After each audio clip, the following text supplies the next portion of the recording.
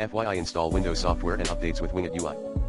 To try out DeskModder's WingetUI, go to https://www.deskmodder.de/blog/2022/06/14/WingetUI-Girafis J-Oberflash-GUI-Fuhr-Winget.